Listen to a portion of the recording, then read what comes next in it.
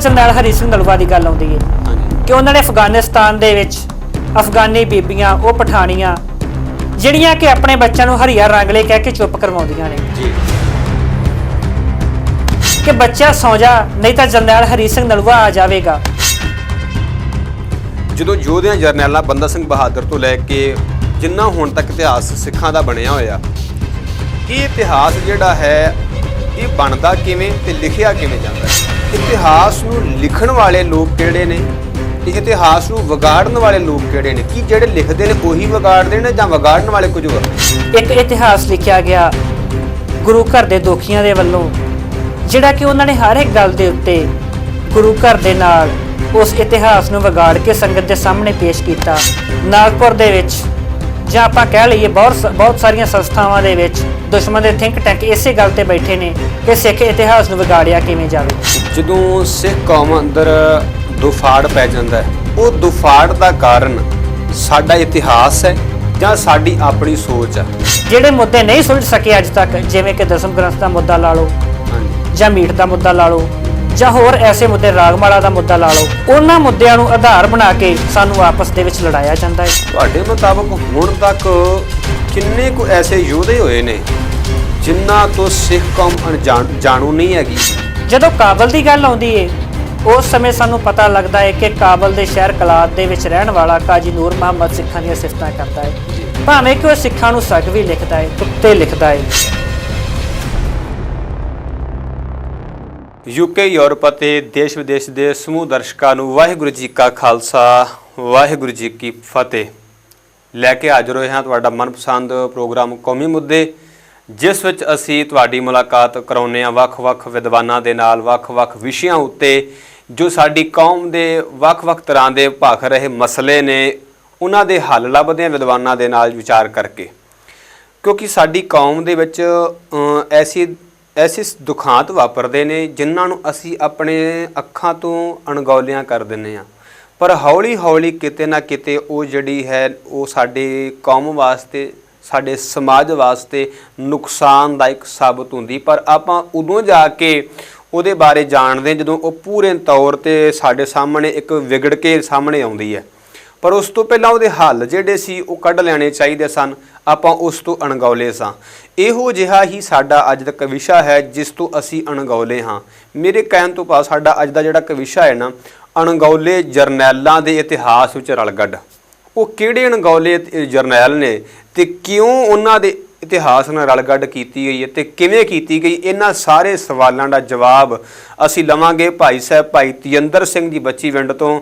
ਸੋ ਸਾਡੇ ਨਾਲ ਉਹ ਜੁੜੇ ਹੋਏ ਨੇ, ਸੋ ਆਓ ਉਹਨਾਂ ਦੇ ਨਾਲ ਗੱਲਬਾਤ ਸਾਂਝੀ ਕਰਦੇ ਹਾਂ। ਭਾਈ ਸਾਹਿਬ ਤੁਹਾਡਾ ਸਟੂਡੀਓ ਪਹੁੰਚਣ ਤੇ ਜੀ ਆਇਆਂ ਨੂੰ। ਵਾਹਿਗੁਰੂ ਜੀ ਕਾ ਖਾਲਸਾ, ਵਾਹਿਗੁਰੂ ਜੀ ਕੀ ਫਤਿਹ। ਭਾਈ ਸਾਹਿਬ ਜੀ, ਜਿਹੜਾ ਸਿੱਖ ਇਤਿਹਾਸ ਹੈ ਇੱਕ ਗੁਰੂ ਇਤਿਹਾਸ ਹੈ। ਗੁਰੂ ਇਤਿਹਾਸ ਤੋਂ ਬਾਅਦ ਸਿੱਖ ਇਤਿਹਾਸ ਸ਼ੁਰੂ ਹੁੰਦਾ ਹੈ ਜੀ। ਜਦੋਂ ਯੋਧਿਆਂ ਜਰਨੈਲਾਂ ਬੰਦਾ ਸਿੰਘ ਬਹਾਦਰ ਤੋਂ ਲੈ ਕੇ ਜਿੰਨਾ ਹੁਣ ਤੱਕ ਇਤਿਹਾਸ ਸਿੱਖਾਂ ਦਾ ਬਣਿਆ ਹੋਇਆ, ਇਹ ਇਤਿਹਾਸ ਜਿਹੜਾ ਹੈ ਇਹ ਬਣਦਾ ਕਿਵੇਂ ਤੇ ਲਿਖਿਆ ਕਿਵੇਂ ਜਾਂਦਾ ਹੈ? ਜੀ, ਸਮਾਜ ਦੇ ਵਿੱਚ ਕਈ ਘਟਨਾਵਾਂ ਵਾਪਰਦੀਆਂ ਨੇ ਜਿਨ੍ਹਾਂ ਦੇ ਵਿੱਚੋਂ ਕੁਝ ਘਟਨਾਵਾਂ ਅਜਿਹੀਆਂ ਵਾਪਰ ਜਾਂਦੀਆਂ ਨੇ ਜਿਹੜੀਆਂ ਕਿ ਸਾਡੇ ਦਿਲਾਂ ਦੇ ਵਿੱਚ ਡੂੰਘੀਆਂ ਉਤਰ ਜਾਂਦੀਆਂ ਨੇ। ਉਸ ਨੂੰ ਇਤਿਹਾਸ ਕਹਿ ਦਿੰਦੇ ਹਾਂ। ਇਤਿਹਾਸ ਦਾ ਅਰਥ ਹੈ ਜਾਣਨਾ। ਕਿਸ ਨੂੰ ਜਾਣਨਾ? ਕਿ ਸਾਡੇ ਵੱਡੇ ਵਡੇਰਿਆਂ ਨੇ ਕਿਹੜੇ ਪ੍ਰੇਰਨਾ ਸਰੋਤ ਕੰਮ ਕੀਤੇ, ਉਹਨਾਂ ਕੰਮਾਂ ਨੂੰ ਜਾਣਨਾ। ਇਤਿਹਾਸ ਲਿਖਣ ਦੇ ਲਈ ਇੱਕ ਵਿਦਿਆਰਥੀ ਜਾਂ ਇੱਕ ਸ਼ਖਸ ਸਕੂਲਾਂ, ਕਾਲਜਾਂ, ਯੂਨੀਵਰਸਿਟੀਆਂ ਤੋਂ ਹੁੰਦਾ ਹੋਇਆ ਉਹ ਇਤਿਹਾਸ ਦੇ ਨਾਲ ਸੰਬੰਧਿਤ ਪਾਤਰਾਂ ਦੇ ਜੀਵਨ ਦੇ ਬਾਰੇ ਅਧਿਐਨ ਕਰਦਾ ਹੈ ਅਤੇ ਜਿਹੜੇ ਉਹਨਾਂ ਦੇ ਬਾਰੇ ਡਾਕੂਮੈਂਟ ਪ੍ਰਾਪਤ ਕਰਦਾ ਹੈ ਉਹਨਾਂ ਨੂੰ ਪੜ੍ਹ ਕੇ ਯੂਨੀਵਰਸਿਟੀਆਂ ਦੇ ਵਿੱਚੋਂ ਜਿਹੜੇ ਡਾਕੂਮੈਂਟ ਮਿਲਦੇ ਨੇ, ਲਾਇਬ੍ਰੇਰੀਆਂ ਦੇ ਵਿੱਚੋਂ, ਉਹਨਾਂ ਦੇ ਆਧਾਰ 'ਤੇ ਕੁਛ ਲਿਖਣ ਦੀ ਕੋਸ਼ਿਸ਼ ਕਰਦਾ ਹੈ। ਪਰੰਤੂ ਇਸ ਲਿਖੇ ਹੋਏ ਦੇ ਵਿੱਚੋਂ ਵੀ ਬਹੁਤ ਕੁਝ ਅਣਗੌਲਿਆ ਰਹਿ ਜਾਂਦਾ ਹੈ ਅਤੇ ਜਿਹੜਾ ਕੁਝ ਅਣਗੌਲਿਆ ਰਹਿ ਜਾਂਦਾ ਹੈ ਉਸ ਦੇ ਪਿੱਛੇ ਕੀ ਹੈ ਜਿਸ ਨੂੰ ਗੌਲਿਆ ਨਹੀਂ ਗਿਆ ਜਾਂ ਜਿਸ ਦੀ ਗੱਲ ਨਹੀਂ ਕੀਤੀ ਗਈ, ਉਹ ਹੈ ਪ੍ਰੇਰਨਾ। ਕਿ ਉਸ ਦੀ ਪ੍ਰੇਰਨਾ ਕਿੱਥੋਂ ਮਿਲੀ? ਜਿਵੇਂ ਕਿ ਆਪਾਂ ਗਦਰ ਲਹਿਰ ਦੀ ਗੱਲ ਕਰ ਰਹੀਏ, ਗਦਰ ਲਹਿਰ ਦੇ ਪਿੱਛੇ ਪ੍ਰੇਰਨਾ ਕਿਸ ਦੀ ਸੀ? ਉਸ ਨੂੰ ਅੱਜ ਕੱਲ੍ਹ ਰਾਸ਼ਟਰਵਾਦੀ ਚੌਕਠੇ ਦੇ ਅੰਦਰ ਰੱਖ ਕੇ ਪੇਸ਼ ਕੀਤਾ ਜਾ ਰਿਹਾ ਹੈ। ਪਰੰਤੂ ਉਸ ਦੇ ਪਿੱਛੇ ਗਦਰੀ ਬਾਬਿਆਂ ਦੀ ਕਵਿਤਾਵਾਂ ਨੂੰ ਪੜ੍ਹਿਆ ਜਾਵੇ, ਉਹਨਾਂ ਦੀਆਂ ਰਚਨਾਵਾਂ ਨੂੰ ਪੜ੍ਹਿਆ ਜਾਵੇ ਤਾਂ ਜਿਵੇਂ ਉਹਨਾਂ ਦੀ ਕਵਿਤਾ ਦੇ ਵਿੱਚ ਛੋਟੇ ਸਾਹਿਬਜ਼ਾਦਿਆਂ ਦੀ ਸ਼ਹਾਦਤ ਦੀ ਗੱਲ ਹੁੰਦੀ ਹੈ, ਗੁਰੂ ਗੋਬਿੰਦ ਸਿੰਘ ਜੀ ਦੇ ਬਾਰੇ ਗੱਲ ਹੁੰਦੀ ਹੈ, ਬੰਦਾ ਸਿੰਘ ਬਹਾਦਰ ਦੇ ਬਾਰੇ ਗੱਲ ਹੁੰਦੀ ਹੈ, ਤਾਂ ਉਸ ਨੂੰ ਪੜ੍ਹ ਕੇ ਆਪਾਂ ਸਹਿਜੇ ਹੀ ਅੰਦਾਜ਼ਾ ਲਾ ਸਕਦੇ ਹਾਂ ਕਿ ਉਹਨਾਂ ਨੂੰ ਪ੍ਰੇਰਨਾ ਕਿੱਥੋਂ ਮਿਲੀ ਸੀ। ਇਤਿਹਾਸ ਦੇ ਪਿੱਛੇ ਗੱਲ ਹੁੰਦੀ ਹੈ ਕਿ ਪ੍ਰੇਰਨਾ ਕਿੱਥੋਂ ਮਿਲੀ, ਇਤਿਹਾਸ ਰਚਿਆ ਕਿਵੇਂ ਗਿਆ। ਤੇ ਜਦੋਂ ਤੱਕ ਇਸ ਬਾਰੇ ਸੋਝੀ ਨਹੀਂ ਆਉਂਦੀ ਉਦੋਂ ਤੱਕ ਕੋਈ ਲਿਖਿਆ ਵੀ, ਜਦੋਂ ਤੱਕ ਇਸ ਅਣਲਿਖੇ ਦੀ ਸੋਝੀ ਨਹੀਂ ਆਉਂਦੀ ਉਦੋਂ ਤੱਕ ਇਸ ਲਿਖਿਆ ਵੀ ਬਹੁਤਾ ਫਾਇਦੇਮੰਦ ਨਹੀਂ ਹੁੰਦਾ। ਦੇਖੋ ਭਾਈ ਸਾਹਿਬ, ਗੱਲ ਸੁਣੋ ਇੱਕ ਮਿੰਟ। ਗੱਲ ਇੱਦਾਂ ਵਾ ਵੀ ਕੁਝ ਵਾਰ ਇਤਿਹਾਸ ਜਿਹੜਾ ਉਹ ਤੋਂ ਸਾਰੀ ਕੌਮ ਜਾਣੂ ਨਹੀਂ ਆ ਕਰਦੀ, ਪਰ ਇਤਿਹਾਸ ਨੂੰ ਲਿਖਣ ਵਾਲੇ ਲੋਕ ਕਿਹੜੇ ਨੇ ਤੇ ਇਤਿਹਾਸ ਨੂੰ ਵਿਗਾੜਨ ਵਾਲੇ ਲੋਕ ਕਿਹੜੇ ਨੇ? ਕੀ ਜਿਹੜੇ ਲਿਖਦੇ ਨੇ ਉਹੀ ਵਿਗਾੜਦੇ ਨੇ ਜਾਂ ਵਿਗਾੜਨ ਵਾਲੇ ਕੁਝ ਹੋਰ ਨੇ? ਇਤਿਹਾਸ ਨੂੰ ਦੋ ਐਂਗਲਾਂ ਤੋਂ ਲਿਖਿਆ ਗਿਆ। ਇੱਕ ਇਤਿਹਾਸ ਲਿਖਿਆ ਗਿਆ ਸ਼ਰਧਾਵਾਨਾਂ ਦੇ ਵੱਲੋਂ, ਜਾਂ ਜਿਹੜੇ ਲੋਕ ਗੁਰੂ ਘਰ ਦੇ ਨਾਲ ਨਿਕਟਵਰਤੀ ਸੰਬੰਧ ਰੱਖਦੇ ਸਨ। ਹਾਂਜੀ।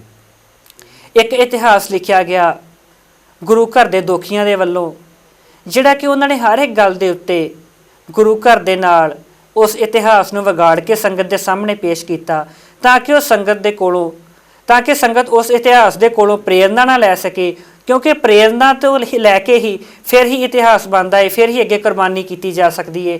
ਗੁਰਬਾਣੀ ਦੇ ਨਾਲ ਜੁੜ ਕੇ ਤੇ ਇਤਿਹਾਸ ਦੇ ਨਾਲ ਜੁੜ ਕੇ ਫਿਰ ਹੀ ਪ੍ਰੇਰਨਾ ਲਈ ਜਾ ਸਕਦੀ ਹੈ। ਅੱਜ ਕੱਲ੍ਹ ਦੁਸ਼ਮਣ ਦੇ ਜਿਹੜੇ ਲੋਕ ਨੇ ਨਾਗਪੁਰ ਦੇ ਵਿੱਚ, ਜਾਂ ਆਪਾਂ ਕਹਿ ਲਈਏ ਬਹੁਤ ਸਾਰੀਆਂ ਸੰਸਥਾਵਾਂ ਦੇ ਵਿੱਚ ਦੁਸ਼ਮਣ ਦੇ ਥਿੰਕ ਟੈਂਕ ਇਸੇ ਗੱਲ ਤੇ ਬੈਠੇ ਨੇ ਕਿ ਸਿੱਖ ਇਤਿਹਾਸ ਨੂੰ ਵਿਗਾੜਿਆ ਕਿਵੇਂ ਜਾਵੇ, ਕਿ ਜੇਕਰ ਸਿੱਖ ਇਤਿਹਾਸ ਨੂੰ ਵਿਗਾੜਾਂਗੇ ਤਾਂ ਸਿੱਖਾਂ ਦੇ ਵਿੱਚ ਦੁਬਿਧਾ ਪੈਦਾ ਹੋਵੇਗੀ। ਜਦੋਂ ਦੁਬਿਧਾ ਪੈਦਾ ਹੋਵੇਗੀ ਤਾਂ ਉਹ ਆਪਸ ਦੇ ਵਿੱਚ ਡਿਬੇਟ ਕਰਨਗੇ, ਸਾਰੀ ਆਪਣੀ એનર્ਜੀ ਉਸ ਤੇ ਲਾਉਣਗੇ, ਤਾਂ ਨਵਾਂ ਇਤਿਹਾਸ ਨਹੀਂ ਰਚਿਆ ਜਾ ਸਕੇਗਾ ਜਦੋਂ ਤੱਕ ਉਹਨਾਂ ਦੇ ਵਿੱਚ ਦੁਬਿਧਾ ਰਹੇਗੀ। ਇਸੇ ਕਰਕੇ ਗੁਰੂ ਸਾਹਿਬ ਨੇ ਕਿਹਾ ਹੈ, ਹੋਏ ਇਕੱਤਰ ਮਿਲੋ ਮੇਰੇ ਭਾਈ, ਦੁਬਿਧਾ ਦੂਰ ਕਰੋ ਲਿਵਲਾਏ। ਇਸੇ ਗੱਲ ਸੁਣੋ, ਜਦੋਂ ਸਿੱਖ ਕੌਮ ਅੰਦਰ ਦੁਫਾੜ ਪੈ ਜਾਂਦਾ ਹੈ, ਉਹ ਦੁਫਾੜ ਦਾ ਕਾਰਨ ਸਾਡਾ ਇਤਿਹਾਸ ਹੈ ਜਾਂ ਸਾਡੀ ਆਪਣੀ ਸੋਚ ਆ? ਸਿੱਖ ਇਤਿਹਾਸ ਦੇ ਵਿੱਚ ਬਹੁਤ ਸਾਰੀਆਂ ਉਦਾਹਰਨਾਂ ਐਸੀਆਂ ਮਿਲ ਜਾਂਦੀਆਂ ਨੇ ਜਿੱਥੇ ਕਿ ਇਹਨਾਂ ਮੁੱਦਿਆਂ ਨੂੰ ਆਪਸ ਦੇ ਵਿੱਚ ਬੈਠ ਕੇ ਸੁਲਝਾਇਆ ਗਿਆ, ਜਾਂ ਜਿਹੜੇ ਮੁੱਦੇ ਨਹੀਂ ਸੁਲਝ ਸਕੇ ਅੱਜ ਤੱਕ, ਜਿਵੇਂ ਕਿ ਦਸਮ ਗ੍ਰੰਥ ਦਾ ਮੁੱਦਾ ਲਾ ਲਓ, ਹਾਂਜੀ, ਜਾਂ ਮੀਟ ਦਾ ਮੁੱਦਾ ਲਾ ਲਓ, ਜਾਂ ਹੋਰ ਐਸੇ ਮੁੱਦੇ, ਰਾਗਮਾਲਾ ਦਾ ਮੁੱਦਾ ਲਾ ਲਓ, ਉਹਨਾਂ ਮੁੱਦਿਆਂ ਨੂੰ ਆਧਾਰ ਬਣਾ ਕੇ ਸਾਨੂੰ ਆਪਸ ਦੇ ਵਿੱਚ ਲੜਾਇਆ ਜਾਂਦਾ ਹੈ, ਤਾਂ ਕਿ ਅਸੀਂ ਆਪਸ ਦੇ ਵਿੱਚ ਇਹਨਾਂ ਮੁੱਦਿਆਂ 'ਤੇ ਹੀ ਬਹਿਸ ਕਰਦੇ ਰਹੀਏ, ਅਸੀਂ ਆਪਣੇ ਉਸ ਨਿਸ਼ਾਨੇ ਵੱਲ ਨਾ ਵੱਧ ਸਕੀਏ ਜਿਹੜਾ ਨਿਸ਼ਾਨਾ ਅਸੀਂ ਪ੍ਰਾਪਤ ਕਰਨਾ ਹੈ।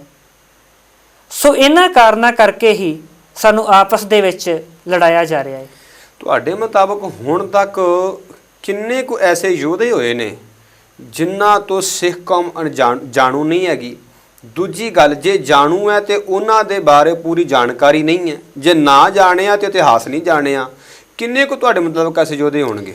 ਸਾਡੇ ਬਹੁਤ ਸਾਰੇ ਐਸੇ ਯੋਧੇ ਨੇ, ਜਿਵੇਂ ਕਿ ਬਾਬਾ ਮੱਖਣ ਸ਼ਾਹ ਲਬਾਣਾ, ਜਰਨੈਲ ਜ਼ੋਰਾਵਰ ਸਿੰਘ, ਜਾਂ ਬੀਬੀ ਮੁਮਤਾਜ਼, ਜਿਨ੍ਹਾਂ ਨੇ ਕਿ 130 ਸਾਲ ਦੀ ਉਮਰ ਤੱਕ ਆਪਣਾ ਗ੍ਰਸਤੀ ਜੀਵਨ, ਬੜਾ ਸੰਤੋਖੀ ਜੀਵਨ ਬਿਤਾਇਆ।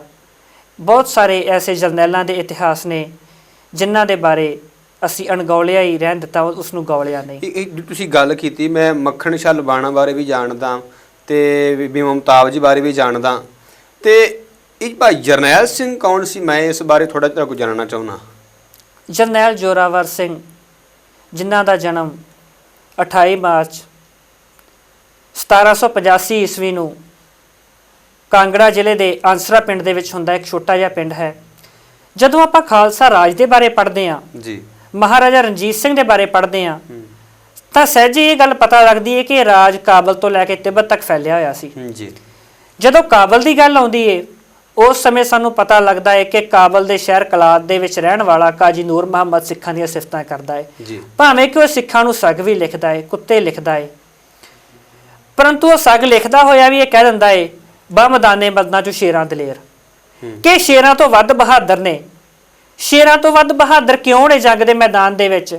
ਕਿਉਂਕਿ ਇਹ ਦੁਸ਼ਮਣ ਦੀ ਔਰਤ ਨੂੰ ਵੀ ਬੀਬੀ ਕਹਿ ਕੇ ਸੰਬੋਧਨ ਕਰਦੇ ਨੇ। ਹੁਣ ਉਹ ਕਾਬਲ ਦੇ ਕਲਾਤ ਸ਼ਹਿਰ ਦਾ ਰਹਿਣ ਵਾਲਾ ਕਾਜੀ ਨੂਰ ਮੁਹੰਮਦ ਸਿੱਖਾਂ ਦਾ ਕਾਇਲ ਹੋ ਗਿਆ।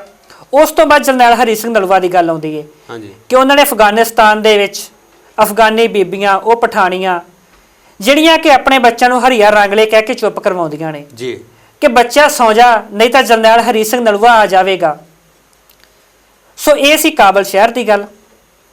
ਹੁਣ ਤਿੱਬਤ ਵੱਲ ਦਾ ਕੋਈ ਇਤਿਹਾਸਕ ਸਮੱਗਰੀ ਨਹੀਂ ਮਿਲਦੀ। ਕਰਨਲ GS ਬਾਲ ਨੇ ਇੱਕ ਕਿਤਾਬ ਲਿਖੀ ਹੈ, ਪੰਜਾਬੀ ਯੂਨੀਵਰਸਿਟੀ ਪਟਿਆਲਾ ਤੋਂ ਪਬਲਿਸ਼ ਹੋਈ ਹੈ, ਜਾਂ ਡਾਕਟਰ ਸੁਖਪ੍ਰੀਤ ਸਿੰਘ ਉਦੋਕੇ ਉਹਨਾਂ ਨੇ ਵੀ ਕਾਫੀ ਖੋਜ ਕੀਤੀ ਹੈ ਜਰਨੈਲ ਜ਼ੋਰਾਵਰ ਸਿੰਘ ਦੇ ਉੱਤੇ। ਜਰਨੈਲ ਜ਼ੋਰਾਵਰ ਸਿੰਘ ਕੌਣ ਸੀ? ਛੋਟੇ ਜਿਹੇ ਪਿੰਡ ਦੇ ਵਿੱਚ ਪੈਦਾ ਹੋਇਆ, ਸਰਦਾਰ ਹਰਜੀਤ ਸਿੰਘ ਦੇ ਘਰ। ਸਰਦਾਰ ਠਾਕੁਰ ਸਿੰਘ ਇਸ ਦੇ ਵੱਡੇ ਭਰਾ ਦਾ ਨਾਂ ਹੈ। ਬਚਪਨ ਤੋਂ ਹੀ ਬੜੀ ਸ਼ਿਕਰਾ ਬੁੱਧੀ ਦਾ ਮਾਲਕ, ਤੇਜ਼ਧਾਰ ਬੁੱਧੀ ਦਾ ਮਾਲਕ।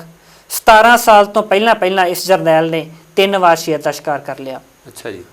ਉਸ ਟਾਈਮ ਤੇ ਜਦੋਂ ਫੌਜ ਦੇ ਵਿੱਚ ਭਰਤੀ ਹੋਣਾ ਹੁੰਦਾ ਸੀ ਤਾਂ ਇਹ ਨਹੀਂ ਸੀ ਦੇਖਿਆ ਜਾਂਦਾ ਕਿ ਇਸਨੇ ਡਿਗਰੀ ਕਿਹੜੀ ਹਾਸਲ ਕੀਤੀ ਹੈ, ਇਸਨੇ ਡਿਪਲੋਮਾ ਕਿਹੜਾ ਹਾਸਲ ਕੀਤਾ ਹੈ। ਉਸ ਟਾਈਮ ਤੇ ਇਹ ਦੇਖਿਆ ਜਾਂਦਾ ਸੀ ਕਿ ਮਨੁੱਖ ਸ਼ਿਕਾਰੀ ਕਿਹੋ ਜਿਹਾ ਹੈ ਜੀ, ਕਿਹੜੇ ਜਾਨਵਰ ਦਾ ਇਸਨੇ ਸ਼ਿਕਾਰ ਕੀਤਾ ਹੈ। ਬਿਲਕੁਲ ਬਿਲਕੁਲ, ਜਰਨੈਲ ਦੀ ਮਤਲਬ ਖੂਬੀ ਇਹ ਮੰਨੀ ਜਾਂਦੀ ਸੀ ਉਦੋਂ। ਜੀ ਜੀ ਬਿਲਕੁਲ। ਹਾਂਜੀ। ਉਸ ਟਾਈਮ ਦੇ ਉੱਤੇ ਕਿਸੇ ਨੇ ਜਰਨੈਲ ਜ਼ੋਰਾਵਰ ਸਿੰਘ ਨੂੰ ਦੱਸਿਆ ਕਿ ਮਹਾਰਾਜਾ ਰਣਜੀਤ ਸਿੰਘ ਦੀ ਫੌਜ ਬੜੀ ਵਧੀਆ ਫੌਜ ਹੈ, ਜਿਹਦੇ ਵਿੱਚ ਜਨਰਲ ਵੈਨਤੂਰਾ ਵਰਗੇ ਜਨਰਲ ਅਲਬਰਟ ਵਰਗੇ, ਜਰਨੈਲ ਹਰੀ ਸਿੰਘ ਨਲੂਆ, ਸਰਦਾਰ ਸ਼ਾਮ ਸਿੰਘ ਟਾਰੀ, ਸਰਦਾਰ ਨਿਧਾਨ ਸਿੰਘ ਪੰਜ ਹੱਥਾ, ਸਰਦਾਰ ਕਾਲੀ ਫੂਲਾ ਸਿੰਘ, ਬੜੇ ਵੱਡੇ ਜਰਨੈਲ ਨੇ। ਤੇ ਉਸ ਟਾਈਮ ਤੇ ਦੁਨੀਆ ਦੇ ਵਿੱਚ ਇੱਕੋ ਇੱਕ ਫੌਜ ਸੀ ਜਿਹਦੇ ਵਿੱਚ ਭਰਤੀ ਹੋ ਕੇ ਮਾਣ ਪ੍ਰਾਪਤ ਕੀਤਾ ਜਾ ਸਕਦਾ ਸੀ ਕਿ ਹਾਂ ਮੈਂ ਮਹਾਰਾਜਾ ਰਣਜੀਤ ਸਿੰਘ ਦੀ ਫੌਜ ਦੇ ਵਿੱਚ ਭਰਤੀ ਹਾਂ। ਕਿਸੇ ਨੇ ਦੱਸਿਆ ਕਿ ਮਹਾਰਾਜਾ ਸਾਹਿਬ ਮੁਲਤਾਨ ਆਏ ਹੋਏ ਨੇ, ਉਹਨਾਂ ਦੇ ਨਾਲ ਉਹਨਾਂ ਦੇ ਜਰਨੈਲ ਵੀ ਨੇ। ਕਿਸੇ ਦੇ ਦੱਸਣ ਤੇ ਹੀ ਜਰਨੈਲ ਜ਼ੋਰਾਵਰ ਸਿੰਘ ਮਹਾਰਾਜਾ ਸਾਹਿਬ ਦੇ ਦਰਬਾਰ ਦੇ ਵਿੱਚ ਪਹੁੰਚੇ। ਜਦੋਂ ਦਰਬਾਰ ਦੇ ਵਿੱਚ ਜਾ ਕੇ ਪਹੁੰਚੇ, ਮਹਾਰਾਜਾ ਰਣਜੀਤ ਸਿੰਘ ਇਹਨਾਂ ਦੀਆਂ ਗੁਣਾਂ ਤੋਂ ਬੜੇ ਪ੍ਰਭਾਵਿਤ ਹੋਏ ਕਿ 3 ਵਾਰੀ ਇਹਨਾਂ ਨੇ ਸ਼ੇਰ ਦਾ ਸ਼ਿਕਾਰ ਕੀਤਾ ਹੋਇਆ ਹੈ। ਤੇ ਇਹਨਾਂ ਨੂੰ 2 ਕੰਮ ਸੌਂਪੇ ਗਏ, ਇੱਕ ਮਾਲ ਮਹਿਕਮੇ ਦਾ ਤੇ ਦੂਜਾ ਮੈਦਾਨੇ ਜੰਗ ਦੇ ਵਿੱਚ ਲੜਨ ਦਾ। ਜਰਨੈਲ ਹਰੀ ਸਿੰਘ ਨਲੂਆ ਦੇ ਥੱਲੇ, ਉਹਨਾਂ ਦੀ ਕਮਾਂਡ ਦੇ ਥੱਲੇ ਇਹਨਾਂ ਨੇ ਮੁਲਤਾਨ ਦੀ ਜੰਗ ਵੀ ਲੜੀ, ਜਿਹਦੇ ਵਿੱਚ ਫਤਿਹ ਪ੍ਰਾਪਤ ਹੋਈ ਖਾਲਸਾ ਫੌਜਾਂ ਨੂੰ। ਰਿਆਸੀ ਇਲਾਕੇ ਦੇ ਵਿੱਚ ਜਰਨੈਲ ਜ਼ੋਰਾਵਰ ਸਿੰਘ ਦੀ ਡਿਊਟੀ ਲਗਾ ਦਿੱਤੀ ਗਈ। ਜਦੋਂ ਵੀ ਕਿਸੇ ਕੰਮ ਭੀਮਗੜ੍ਹ ਆਏ ਤਾਂ ਇਹਨਾਂ ਨੂੰ ਪਤਾ ਲੱਗਾ ਕਿ ਰਾਜਾ ਕਿਸ਼ਨ ਸਿੰਘ ਦੇ ਕਿਲੇ ਨੂੰ ਕਿਸੇ ਵਿਰੋਧੀ ਰਾਜੇ ਨੇ ਘੇਰਾ ਪਾਇਆ ਹੈ। ਰਾਜਾ ਕਿਸ਼ਨ ਸਿੰਘ ਦੀ ਫੌਜ 100 ਦੇ ਕਰੀਬ ਸੀ, 100 ਦੇ ਕਰੀਬ ਉਸ ਦੇ ਸਿਪਾਹੀ ਸਨ, ਕਿਉਂਕਿ ਉਸ ਟਾਈਮ ਤੇ ਸਾਰੇ ਰਾਜਿਆਂ ਦੇ ਛੋਟੇ ਰਾਜ ਸਨ। ਜੇਕਰ ਆਪਾਂ ਅੱਜ ਵੀ ਮੈਪ ਤੇ ਦੇਖੀਏ, ਕਾਬਲ ਤੋਂ ਲੈ ਕੇ ਤਿੱਬਤ ਤੱਕ ਦਾ ਇਲਾਕਾ ਬੜਾ ਵੱਡਾ ਬਣਦਾ ਹੈ। ਸਾਰੇ ਰਾਜਿਆਂ ਦੇ ਛੋਟੇ ਰਾਜ ਨੇ। ਇਸੇ ਕਰਕੇ ਹੀ ਬਾਹਰਲੇ ਦੇਸ਼ਾਂ ਤੋਂ ਵੀ, ਫਰਾਂਸ ਤੋਂ ਵੀ, ਜਨਰਲ ਵੈਨਤੂਰਾ ਵਰਗੇ, ਇੱਥੋਂ ਤੱਕ ਕਿ ਯੂਰਪ ਤੋਂ ਵੀ ਇੱਥੇ ਜਰਨੈਲ ਮਹਾਰਾਜਾ ਸਾਹਿਬ ਦੀ ਫੌਜ ਦੇ ਵਿੱਚ ਭਰਤੀ ਹੋਣ ਲਈ ਆਉਂਦੇ ਰਹੇ। ਅੱਜ ਕੀ ਕਾਰਨ ਬਣ ਰਿਹਾ ਹੈ? ਕਿਉਂਕਿ ਸਾਡੇ ਕੋਲ ਰਾਜ ਨਹੀਂ ਹੈ, ਜਿਹਦੇ ਕਰਕੇ ਸਾਡੇ ਨੌਜਵਾਨਾਂ ਨੂੰ ਕਿਰਤ ਕਰਨ ਦੇ ਲਈ ਵਿਦੇਸ਼ਾਂ ਦੇ ਵਿੱਚ ਜਾਣਾ ਪੈ ਰਿਹਾ ਹੈ। ਜਰਨੈਲ ਜ਼ੋਰਾਵਰ ਸਿੰਘ ਨੇ ਆਪਣੀ ਫੌਜ ਦੇ ਸਮੇਤ, ਆਪਣੇ 40-50 ਸਿਪਾਹੀਆਂ ਦੇ ਸਮੇਤ, ਕਿਉਂਕਿ ਉਸ ਉਦੋਂ ਜਰਨੈਲ ਨਹੀਂ ਸਨ ਬਣੇ, ਜਰਨੈਲ ਲਕਬ ਉਹਨਾਂ ਦੇ ਨਾਲ ਬਾਅਦ ਵਿੱਚ ਲੱਗਾ। 40-50 ਸਿਪਾਹੀ ਇਹਨਾਂ ਦੀ ਕਮਾਂਡ ਦੇ ਥੱਲੇ ਸਨ। ਭੀਮਗੜ੍ਹ ਦੇ ਕਿਲੇ ਦੇ ਵਿੱਚ ਦਾਖਲ ਹੋ ਗਏ, ਕਿਸ਼ਨ ਸਿੰਘ ਨੂੰ ਬੰਦੀ ਬਣਾ ਲਿਆ ਤੇ ਜਿਹੜੀ ਬਾਹਰਲੀ ਸੈਨਾ ਸੀ 400-500 ਦੇ ਕਰੀਬ, ਜਿਨ੍ਹਾਂ ਨੇ ਘੇਰਾ ਪਾਇਆ ਹੋਇਆ ਸੀ, ਉਹਨਾਂ ਨੂੰ ਹਰਾ ਕੇ ਭਜਾ ਦਿੱਤਾ। ਜਰਨੈਲ ਜ਼ੋਰਾਵਰ ਸਿੰਘ ਦੀ ਇਸ ਬਹਾਦਰੀ ਤੋਂ ਮਹਾਰਾਜਾ ਰਣਜੀਤ ਸਿੰਘ ਬੜੇ ਪ੍ਰਭਾਵਿਤ ਹੋਏ ਤੇ ਉਹਨਾਂ ਨੇ ਕਿਹਾ, ਤੁਹਾਨੂੰ ਹੋਰ ਕੀ ਚਾਹੀਦਾ ਹੈ ਤੁਹਾਡੀ ਤਰੱਕੀ ਦੇ ਲਈ? ਜਰਨੈਲ ਜ਼ੋਰਾਵਰ ਸਿੰਘ ਨੇ ਚਿੱਠੀ ਲਿਖੀ, ਜਿਸ ਦੇ ਵਿੱਚ ਉਹਨਾਂ ਨੇ ਚੰਗੀ ਫੌਜ, ਚੰਗੇ ਘੋੜੇ, ਚੰਗੀਆਂ ਤੋਪਾਂ ਦੀ ਮੰਗ ਕੀਤੀ। ਵੈਸੇ ਜੇ ਤੁਸੀਂ ਗੱਲ ਕਰਦੇ ਹੋ ਵੀ ਮਤਲਬ ਜਿਹੜੇ ਨੇ ਜਰਨੈਲ ਜ਼ੋਰਾਵਰ ਸਿੰਘ ਜੀ ਹੋਣਾ ਨੇ, ਮਹਾਰਾਜਾ ਰਣਜੀਤ ਸਿੰਘ ਨੇ ਉਹਨੂੰ ਆਪਸ਼ਨ ਦਿੱਤੀ ਤੂੰ ਮੰਗਾਂ ਕੀ ਰੱਖਦਾ ਹੈ? ਜੀ। ਤਾਂ ਉਹ ਜਿਹੜਾ ਹੈ ਆਪਣੇ ਘਰ ਦੀ ਮੰਗ ਕੋਈ ਨਹੀਂ ਰੱਖਦਾ ਜੀ, ਆਪਣੀ ਨਿੱਜੀ ਮੰਗ ਵੀ ਕੋਈ ਨਹੀਂ ਰੱਖਦਾ, ਪਰ ਜਿਹੜੀਆਂ ਉਹਦੀਆਂ ਲੋੜਾਂ ਨੇ ਜੀ ਉਹ ਮੰਗਾਂ ਰੱਖਦਾ ਹੈ। ਇਹਦਾ ਮਤਲਬ ਜਿਹੜੇ ਉਦੋਂ ਜਿਹਦੇ ਜਰਨੈਲ ਸੀ ਨਾ, ਜੇ ਬਾਦਸ਼ਾਹਾਂ ਕੋਲੋਂ ਮੰਗਦੇ ਵੀ ਸੀ ਤੇ ਉਹ ਮੰਗਦੇ ਉਹ ਸੀ ਜੋ ਉਹਨਾਂ ਨੂੰ ਲੋੜ ਹੁੰਦੀ, ਜੀ ਬੇਲੋੜਾ ਨਹੀਂ ਸੀ ਜੀ। ਤੇ ਜੇ ਇੱਥੇ ਗੱਲ ਕਰਦੇ ਆ ਆਪਾਂ ਜਰਨੈਲ ਜ਼ੋਰਾਵਰ ਸਿੰਘ ਜੀ ਦੀ, ਜੀ ਉਹ ਮਹਾਰਾਜਾ ਰਣਜੀਤ ਸਿੰਘ ਕੋਲੋਂ ਫੌਜਾਂ ਮੰਗਦਾ ਹੈ, ਚੰਗਾ ਅਸਲਾ ਮੰਗਦਾ ਹੈ, ਚੰਗੇ ਯੋਧੇ ਜਰਨੈਲ ਸਿਪਾਹੀ ਮੰਗਦਾ ਹੈ ਜੀ। ਉਹ ਐਸੀ ਲੋੜਾਂ ਜਿਹੜੀਆਂ ਨੇ ਉਹ ਮੰਗ ਕਰਦਾ, ਪਰ ਉਹਦਾ ਕੀ ਮਕਸਦ ਹੋਵੇਗਾ, ਉਹ ਕੀ ਕਰਨਾ ਚਾਹੁੰਦਾ ਹੈ? ਜਰਨੈਲ ਜ਼ੋਰਾਵਰ ਸਿੰਘ ਦਾ ਮਕਸਦ ਸੀ ਕਿ ਸਿੱਖ ਕੌਮ ਦੀਆਂ ਹੱਦਾਂ ਨੂੰ ਵਧਾਇਆ ਜਾਵੇ, ਖਾਲਸਾ ਰਾਜ ਦੇ ਫੈਲਾਓ ਨੂੰ ਹੋਰ ਉਸ ਨੂੰ ਫੈਲਾਇਆ ਜਾਵੇ। ਸੋ ਇਸ ਮਕਸਦ ਦੇ ਲਈ ਉਹਨਾਂ ਨੇ ਚੰਗੀ ਫੌਜ ਦੀ ਮੰਗ ਕੀਤੀ। ਲੇਹ ਤੋਂ ਲਦਾਖ ਤੱਕ ਦਾ ਇਲਾਕਾ ਉਸ ਜਰਨੈਲ ਨੇ ਕਿਹਾ ਕਿ ਮੈਂ ਫਤਿਹ ਕਰ ਸਕਦਾ ਜੇਕਰ ਮੈਨੂੰ ਇਹ ਚੰਗੀ ਫੌਜ, ਚੰਗੇ ਘੋੜੇ, ਚੰਗਾ ਅਸਲਾ ਦੇ ਦਿੱਤਾ ਜਾਵੇ ਜੀ। ਮਹਾਰਾਜਾ ਰਣਜੀਤ ਸਿੰਘ ਨੇ ਸਰਦਾਰ ਟਹਿਲ ਸਿੰਘ ਦੀ ਅਗਵਾਈ ਦੇ ਵਿੱਚ, ਸਰਦਾਰ ਜੀਵਨ ਸਿੰਘ ਦੀ ਅਗਵਾਈ ਦੇ ਵਿੱਚ ਤੇ ਬਸਤੀ ਰਾਮ ਮਹਿਤਾ ਜਿਹੜਾ ਕਿ ਸਰਦਾਰ ਤੇਗਾ ਸਿੰਘ ਦਾ ਪੁੱਤਰ ਹੈ, ਇਹਨਾਂ ਤਿੰਨਾਂ ਯੋਧਿਆਂ ਦੀ ਅਗਵਾਈ ਦੇ ਵਿੱਚ 12,000 ਦੀ ਸਿੱਖ ਰੈਜੀਮੈਂਟ ਜਰਨੈਲ ਜ਼ੋਰਾਵਰ ਸਿੰਘ ਵੱਲ ਭੇਜੀ। ਰਿਆਸੀ ਦੇ ਸਥਾਨ ਤੇ ਜਰਨੈਲ ਜ਼ੋਰਾਵਰ ਸਿੰਘ ਨੂੰ ਵੀ ਰੈਜੀਮੈਂਟ ਮਿਲੀ। ਤੇ ਜਦੋਂ ਆਪਾਂ ਕਹਿ ਦਿੰਦੇ ਆ ਕਿ ਕਿਸੇ ਕੰਮ ਦੇ ਲਈ ਸੁਹਿਰਦ ਹੋਈਏ, ਹਾਂਜੀ, ਤਾਂ ਸਫਲਤਾ ਆਪਣੇ ਆਪ ਹੀ ਸਾਡੇ ਕਦਮ ਚੁੰਮਦੀ ਏ। ਹਾਂਜੀ। ਜਰਨੈਲ ਜ਼ੋਰਾਵਰ ਸਿੰਘ ਨੂੰ ਇੱਕ ਰਾਜਾ ਆ ਕੇ ਮਿਲਿਆ।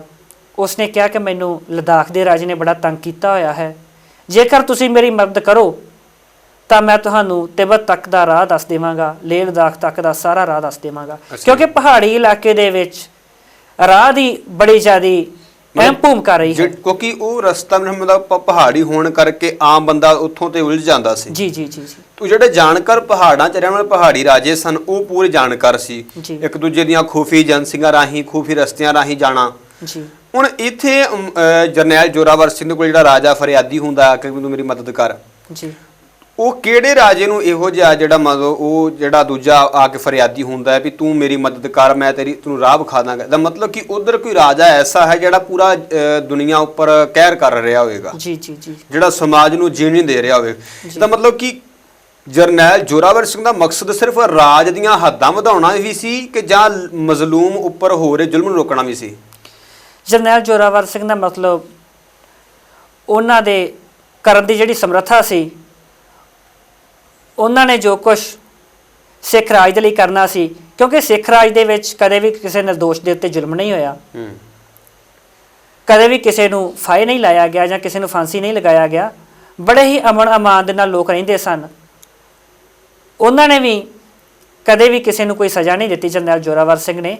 ਹਾਂ, ਮੈਦਾਨੇ ਜੰਗ ਦੇ ਵਿੱਚ ਉੱਥੇ ਸਾਰਾ ਕੁਝ ਜਾਇਜ਼ ਹੈ, ਇੱਥੋਂ ਤੱਕ ਕਿ ਮੈਦਾਨੇ ਜੰਗ ਦੇ ਵਿੱਚ ਜੇਕਰ ਕਿਸੇ ਵੈਰੀ ਨੂੰ ਨੁਕਸਾਨ ਵੀ ਹੋਇਆ, ਭਾਵੇਂ ਮ੍ਰਿਤਕ ਦੇਹ ਹੈ, ਉਸ ਦਾ ਵੀ ਬੜੇ ਸਨਮਾਨਪੂਰਵਕ ਉਸ ਦਾ ਸੰਸਕਾਰ ਕੀਤਾ ਗਿਆ। ਉਸ ਦਾ ਇਹ ਮਕਸਦ ਨਹੀਂ ਸੀ ਇਕੱਲਾ ਕਿ ਰਾਜ ਨੂੰ ਹੀ ਵਧਾਇਆ ਜਾਵੇ, ਉਸ ਦਾ ਸਿੱਖ ਅੰਸ਼ ਦੇ ਅਨੁਸਾਰ ਮਕਸਦ ਸੀ ਕਿ ਹਰ ਇੱਕ ਲੋਕ ਅਮਨ ਅਮਾਨ ਦੇ ਨਾਲ ਰਹਿਣ। ਅੱਛਾ ਵੀਰ ਜੀ, ਗੱਲ ਦੱਸੋ, ਜਰਨੈਲ ਜ਼ੋਰਾਵਰ ਸਿੰਘ ਨੇ ਟੋਟਲ ਤਕਰੀਬਨ ਕਿੰਨੀਆਂ ਕੁਰਬਾਨੀਆਂ ਕੀਤੀਆਂ? ਭਾਵ ਕਿੰਨਾ ਕੁ ਜ਼ਿਆਦਾ ਉਹਨਾਂ ਨੇ ਸਿੱਖ ਕੌਮ ਨੂੰ ਵਧਾਉਣ ਅੰਦਰ ਯੋਗਦਾਨ ਪਾਇਆ? ਟੋਟਲ ਉਹਦੀਆਂ ਕਿੰਨੀਆਂ ਕੁ ਬਹਾਦਰੀਆਂ ਹੋਣਗੀਆਂ ਜਿਹੜੇ ਕਾਰਨਾਮੇ ਨੇ ਕੀਤੇ ਹੋਣਗੇ? ਜਰਨੈਲ ਜ਼ੋਰਾਵਰ ਸਿੰਘ ਨੇ 5 ਵਾਰ ਤਿੱਬਤ ਦੇ ਇਲਾਕੇ ਨੂੰ ਫਤਿਹ ਕੀਤਾ।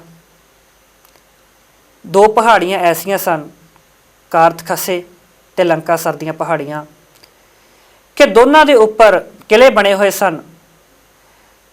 ਤੇ ਪਹਾੜੀ ਦੇ ਉੱਪਰ ਜਿਹੜਾ ਕਿਲਾ ਬਣਿਆ ਹੋਇਆ ਹੁੰਦਾ ਹੈ, ਉਸ ਤੋਂ ਪੱਥਰ ਵੀ ਸੁੱਟ ਦਈਏ ਤਾਂ ਬੰਬ ਤੋਂ ਵੱਧ ਕੰਮ ਕਰਦਾ ਹੈ, ਤੋਪ ਦੇ ਗੋਲੇ ਤੋਂ ਵੱਧ ਕੰਮ ਕਰਦਾ ਹੈ। ਜਰਨੈਲ ਇੱਕ ਹੈ ਥੱਲੇ, ਤਾਂ ਉਸ ਦੀ ਬਹਾਦਰੀ ਹੀ ਕਹਿ ਲਈਏ ਕਿ ਉਸਨੇ ਇਹਨਾਂ ਕਿਲਿਆਂ ਨੂੰ ਫਤਿਹ ਕੀਤਾ।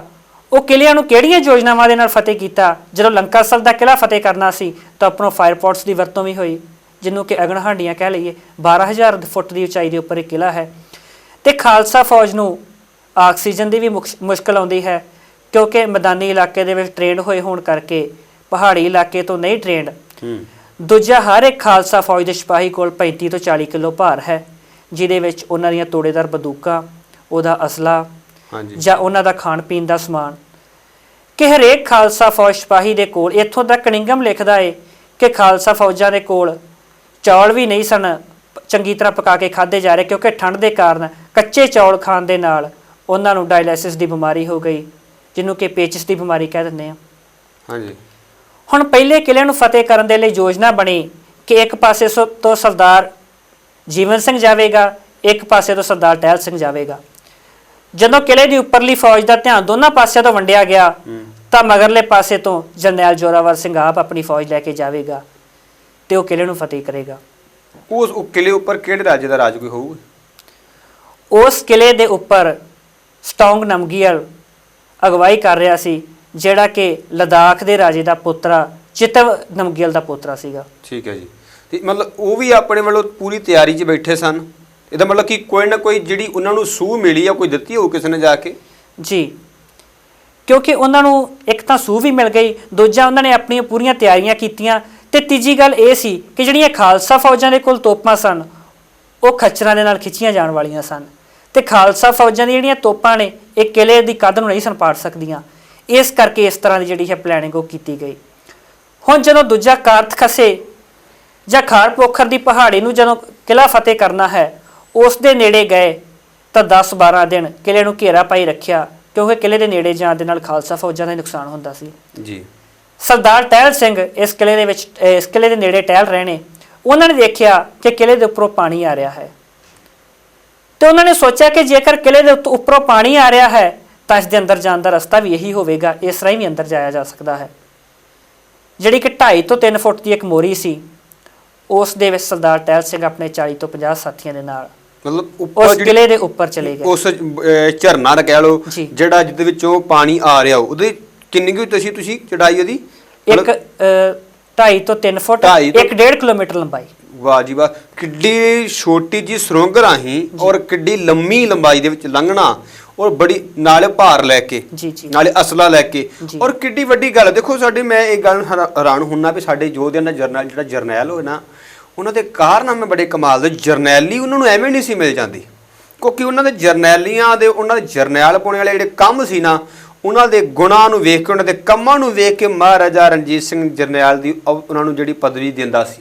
ਹੁਣ ਇਹ ਛੋਟੇ ਜਿਹੇ ਰਸਤੇ ਰਾਹੀਂ ਲੰਘਣਾ ਔਰ ਇੰਨਾ ਉੱਪਰ ਜਾਣਾ ਔਰ ਲੰਘਣਾ ਵਿੱਚੋਂ ਦੀ, ਉੱਤਰੋਂ ਪਾਣੀ ਦੀ ਵੀ ਵਾਛੜ ਹੋਣੀ ਜ਼ੋਰ ਨਾਲ, ਪਰ ਕਿੱਡੀ ਜੁਰਤ, ਇੱਕ ਸਪਿਰਿਟ ਹੈ ਉਹਨਾਂ ਦੇ ਅੰਦਰ। ਕੀ ਸਪਿਰਿਟ ਹੈ ਵੀ ਇੱਕ ਸਿੱਖ ਰਾਜ ਦਾ ਜਿਹੜਾ ਉਹ ਇੱਕ ਹੱਦ ਵਧਣ। ਦੂਜੀ ਗੱਲ, ਜਿਹੜੇ ਬੰਦੇ ਜ਼ੁਲਮ ਕਰਨ ਵਾਲੇ ਨੂੰ ਨੱਥ ਪਾਈ ਜਾਏ। ਜਰਨੈਲ ਦਾ ਮਕਸਦ ਹੁੰਦਾ ਹੈ ਇੱਕ ਆਪਣੇ ਰਾਜ ਨੂੰ ਬਚਾ ਕੇ ਰੱਖਣਾ ਤੇ ਜ਼ਾਲਮਾਂ ਨੂੰ ਸੋਧਾ ਲਾਉਣਾ। ਇਹ ਉਹਦਾ ਮਕਸਦ ਸੀ। ਇਹੋ ਹੀ ਮਕਸਦ ਲੈ ਕੇ ਸਰਦਾਰ ਜ਼ੋਰਾਵਰ ਸਿੰਘ ਕੁਝ ਆਪਣੇ ਸਿਪਾਹੀਆਂ ਨਾਲ ਜਲਦਾ ਹੈ। ਇਸ ਤੋਂ ਅੱਗੇ ਜਦੋਂ ਉਹ ਮਤਲਬ ਆਪਣਾ ਰਸਤਾ ਪਾਰ ਕਰ ਜਾਂਦੇ ਤਾਂ ਉੱਥੇ ਪਹੁੰਚਦੇ ਕਿੱਦਾਂ ਨੇ? ਉਹ ਜਦੋਂ ਕਿਲੇ ਦੇ ਵਿੱਚ ਪਹੁੰਚ ਜਾਂਦੇ ਨੇ, ਦੁਸ਼ਮਣ ਦੀ ਸੈਨਾ ਦੇ ਵਿੱਚ ਹੀ ਸਰਦਾਰ ਟਹਿਲ ਸਿੰਘ ਉਹਨਾਂ ਦੇ ਵਿੱਚ ਹੀ ਲੁਕ ਜਾਂਦੇ ਨੇ, ਜਾਂ ਕਹਿ ਲਈਏ ਰਾਤ ਦੇ ਹਨੇਰੇ ਦਾ ਫਾਇਦਾ ਉਠਾ ਲੈਂਦੇ ਨੇ। ਹਾਂਜੀ। ਜਦੋਂ ਦਿਨ ਚੜਿਆ, ਦੁਸ਼ਮਣ ਦਾ ਜਰਨੈਲ ਕਲੂਣ ਪਣਖੋਪਾ ਆਪਣੀ ਫੌਜ ਦਾ ਜਾਇਜ਼ਾ ਲੈਣ ਦੇ ਲਈ ਆਇਆ। ਸਰਦਾਰ ਟਹਿਲ ਸਿੰਘ ਨੇ ਇੰਨੀ ਫੁਰਤੀ ਦੇ ਨਾਲ ਵਾਰ ਕੀਤਾ ਕਿ ਉਸ ਦਾ ਸਿਰ ਧੜ ਦੇ ਨਾਲ ਜੁਦਾ ਕਰ ਦਿੱਤਾ। ਇਹ ਸੀ ਉਹਨਾਂ ਦੀ ਸਪਿਰਿਟ, ਕਿ ਉਹਨਾਂ ਦੇ ਵਿੱਚ ਇੰਨਾ ਜਜ਼ਬਾ ਸੀ ਕਿ ਇੰਨੀ ਠੰਡ ਦੇ ਵਿੱਚ, ਦਸੰਬਰ ਦਾ ਮਹੀਨਾ, ਪਾਣੀ ਦੇ ਨਾਲ ਗੜੁੱਚ ਹੋਏ ਵੀ ਉਹ ਰਾਤ ਉਸ ਕਿਲੇ ਦੇ ਵਿੱਚ ਹੀ ਉਹਨਾਂ ਨੇ ਗੁਜ਼ਾਰ ਦਿੱਤੀ। ਅਜਿਹਾ ਕੁਝ ਆਪਾ ਸਮਰਪਣ ਤੋਂ ਬਿਨਾਂ ਨਹੀਂ ਹੋ ਸਕਦਾ ਕਿ ਉਹਨਾਂ ਨੇ ਕੌਮ ਦੇ ਲਈ ਆਪਾ ਸਮਰਪਣ ਕੀਤਾ ਸੀ, ਕਿਉਂਕਿ 1806 ਦੇ ਉਹ ਘਰੋਂ ਨਿਕਲੇ ਨੇ, 1841 ਤੱਕ ਲੜੇ ਨੇ। ਇਹ ਆਪਾ ਸਮਰਪਣ ਤੋਂ ਬਿਨਾਂ ਨਹੀਂ ਹੋ ਸਕਦਾ। ਕੋਈ ਘਰ ਦੇ ਨਾਲ ਕੋਈ ਉਦੋਂ ਸੰਚਾਰ ਦਾ ਸਾਧਨ ਨਹੀਂ, ਕੋਈ ਚਿੱਠੀ ਪੱਤਰ ਨਹੀਂ, ਕੋਈ ਮੋਬਾਈਲ ਫੋਨ ਨਹੀਂ।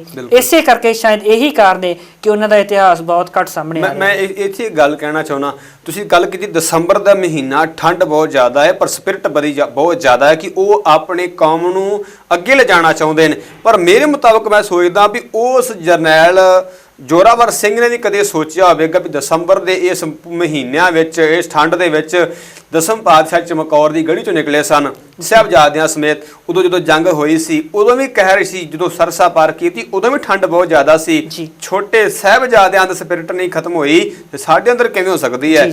ਮੈਂ ਸੋਚਦਾ ਵੀ ਉਹ ਯੋਧੇ ਜਿਹੜੇ ਨੇ ਉਹ ਇਸ ਸਪਿਰਿਟ ਨੂੰ ਮੁੱਖ ਰੱਖ ਕੇ ਗਾਂ ਚੱਲੇ ਹੋਣਗੇ ਕਿ ਜੇ ਸਾਡੇ ਛੋਟੇ ਛੋਟੇ ਕਲਗੀਧਰ ਦੇ ਪੁੱਤਰ ਵੀ ਠੰਡ ਦੀ ਪਰਵਾਹ ਨਾ ਕਰਦਿਆਂ ਹੋਇਆਂ ਅਗਾਂਹ ਲੰਘ ਗਏ ਨੇ ਤੇ ਫਿਰ ਅਸੀਂ ਪਿੱਛੇ ਕੋ ਰਹੀਏ। ਹੁਣ ਇਸੇ ਤਰ੍ਹਾਂ ਮੈਨੂੰ ਦੱਸੋ ਵੀ ਜਿਹੜਾ ਇਹ ਸਿੱਖ ਇਤਿਹਾਸ ਇਹਨਾਂ ਯੋਧਿਆਂ ਜਰਨੈਲਾਂ ਦਾ ਸਾਂਭਿਆ, ਪਰ ਆਪਾਂ ਕਦੇ ਨਾ ਸੁਣਿਆ ਨਾ ਕਦੇ ਜਾਣਿਆ, ਇਹਨਾਂ ਇਤਿਹਾਸ ਯੋਧਿਆਂ ਦੇ ਕੌਮਾਂ ਦੇ ਜਿਹੜੇ ਪੂਰਨੇ ਪਾਏ ਨੂੰ ਸੰਭਾਲਿਆ ਕਿਵੇਂ ਜਾ ਸਕਦਾ ਹੈ? ਇਸ ਨੂੰ ਸੰਭਾਲਣ ਦੇ ਲਈ ਅੱਜ ਕੱਲ੍ਹ ਸਾਡੇ ਕੋਲ ਬਹੁਤ ਸਾਰੇ ਸਾਧਨ ਨੇ। ਬਿਜਲਈ ਮਾਧਿਅਮ ਦੀ ਵਰਤੋਂ ਕੀਤੀ ਜਾ ਸਕਦੀ ਹੈ। ਜੇਕਰ ਆਪਾਂ ਖੋਜ ਕਰਕੇ ਉਹਨਾਂ ਨੂੰ ਇੱਕ ਵਾਰ ਬਿਜਲੀ ਮਾਧਿਅਮ ਰਾਹੀਂ ਪ੍ਰਸਾਰਿਤ ਕਰ ਦੇਵਾਂਗੇ ਤਾਂ ਇਹ ਖੋਜ ਜਾਵੇਗੀ ਵੀ ਕਿਤੇ ਨਹੀਂ। ਕਿਉਂਕਿ ਜੇਕਰ ਆਪਾਂ ਗਿਆਨੀ ਗਿਆਨ ਸਿੰਘ ਬਾਰੇ ਪੜ੍ਹਦੇ ਹਾਂ, ਗਿਆਨੀ ਦਿੱਤ ਸਿੰਘ ਬਾਰੇ ਪੜ੍ਹਦੇ ਹਾਂ, ਉਹ ਉਹਨਾਂ ਸਮਿਆਂ ਦੇ ਵਿੱਚ ਕੌਮ ਦੇ ਲਈ ਇੰਨਾ ਕੁਝ ਕਰ ਸਕਦੇ ਨੇ, ਤਾਂ ਸਾਡੇ ਕੋਲ ਤਾਂ ਅੱਜ ਕੱਲ੍ਹ ਸਭ ਕੁਝ ਹੈ। ਬਿਲਕੁਲ ਬਹੁਤ ਸਾਰੇ ਸਾਧਨ ਨੇ, ਬਹੁਤ ਸਾਰੀਆਂ ਫੈਸਿਲਿਟੀਜ਼ ਨੇ ਜਿਹਦੇ ਨਾਲ ਅਸੀਂ ਸਿੱਖ ਇਤਿਹਾਸ ਦੀ ਖੋਜ ਕਰ ਸਕਦੇ ਹਾਂ। ਔਰ ਇਸ ਤੋਂ ਬਾਅਦ ਸਰਦਾਰ ਟਹਿਲ ਸਿੰਘ ਇਸ ਤੋਂ ਬਾਅਦ ਵੀ ਰੁਕੇ ਨਹੀਂ। ਉਹਨਾਂ ਨੇ ਕਾਰਗਿਲ ਦੀ ਪਹਾੜੀ, ਜਿੱਥੇ ਕਿ ਭਾਰਤ ਦੀਆਂ ਬੋਫਰੇਜ ਤੋਪਾਂ ਨੇ ਬੜੀ ਮੁਸ਼ਕਿਲ ਦੇ ਨਾਲ ਕਾਰਗਿਲ ਦੀ ਪਹਾੜੀ ਨੂੰ ਫਤਿਹ ਕੀਤਾ, ਉੱਥੇ ਜਾ ਕੇ ਉਹਨਾਂ ਨੇ ਆਪਣੇ 17 ਸਿਪਾਹੀਆਂ ਦੇ ਨਾਲ ਉਸ ਕਾਰਗਿਲ ਦੀ ਪਹਾੜੀ ਦੇ ਉੱਤੇ 1826 ਦੇ ਵਿੱਚ ਪਹਿਲੀ ਖਾਲਸਾ ਰਾਜ ਦੀ ਚੌਕੀ ਕਾਇਮ ਕੀਤੀ। ਕੀ ਬਾਤ ਹੈ ਜੀ। ਤੇ ਇੱਥੇ ਜੇ ਇਹਨਾਂ ਯੋਧਿਆਂ ਜਰਨੈਲਾਂ ਦਾ ਇਤਿਹਾਸ ਹੈ, ਆਪਾਂ ਨੂੰ ਅੱਜ ਸੋਸ਼ਲ ਮੀਡੀਆ ਰਾਹੀਂ ਜਿਹੜਾ ਹੈ ਜਿਹੜੀਆਂ ਸੁਣੀਆਂ ਗੱਲਾਂ ਬਹੁਤ ਰਿਪੀਟ ਹੁੰਦੀਆਂ ਨੇ, ਆਪਾਂ ਇਹਨਾਂ ਨੂੰ ਨਹੀਂ ਸਾਂਭਦੇ ਜੀ। ਪਰ ਕਿਹੜੀਆਂ ਕਿਤਾਬਾਂ ਨੇ ਜਿਨ੍ਹਾਂ ਵਿੱਚੋਂ ਇਹੋ ਜਿਹੇ ਯੋਧਿਆਂ ਦਾ ਜਿਹੜਾ ਹੈ ਉਹ ਇਤਿਹਾਸ ਮਿਲਦਾ ਹੈ?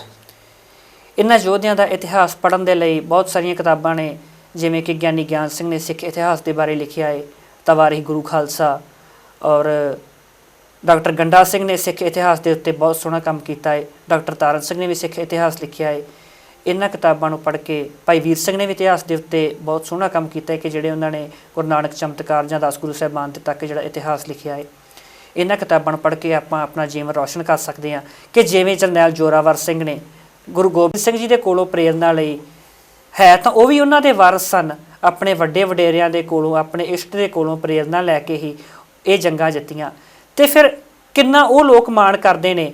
ਅੱਜ ਵੀ ਤਿੱਬਤ ਦੇ ਵਿੱਚ ਜਾ ਕੇ ਪੁੱਛ ਲਈਏ ਕਿ ਅਸੀਂ ਗੰਡੋਕ ਨੂੰ ਜਾਣਾ ਹੈ ਤਾਂ ਉਹ ਲੋਕ ਕਹਿੰਦੇ ਨੇ ਸਿੰਗਲਾਬਾ ਚੋਟਨ, ਭਾਵ ਕਿ ਉਹ ਥਾਂ ਜਿੱਥੇ ਸ਼ੇਰ ਸੁੱਤਾ ਪਿਆ ਹੈ। ਅੱਛਾ ਜੀ। ਜਰਨੈਲ ਜ਼ੋਰਾਵਰ ਸਿੰਘ ਜਦੋਂ ਸ਼ਹੀਦ ਹੋਇਆ ਤੋਇਓ ਦੇ ਸਥਾਨ ਦੇ ਉੱਤੇ ਇੱਕ ਬੜੀ ਗਹਿਰੀ ਸਾਜ਼ਿਸ਼ ਦੇ ਨਾਲ ਗੁਲਾਬ ਸਿੰਘ ਨੇ, ਕਿਉਂ ਕਨਿੰਗਮ ਲਿਖਦਾ ਹੈ ਕਿ ਇੱਕ ਪਲਾਨ ਬਣਾਇਆ ਗਿਆ ਸੀ ਕਿ ਜਰਨੈਲ ਜ਼ੋਰਾਵਰ ਸਿੰਘ ਲੇਹ ਤੋਂ ਲਦਾਖ ਨੂੰ ਫਤਿਹ ਕਰੇਗਾ। ਹਾਂਜੀ।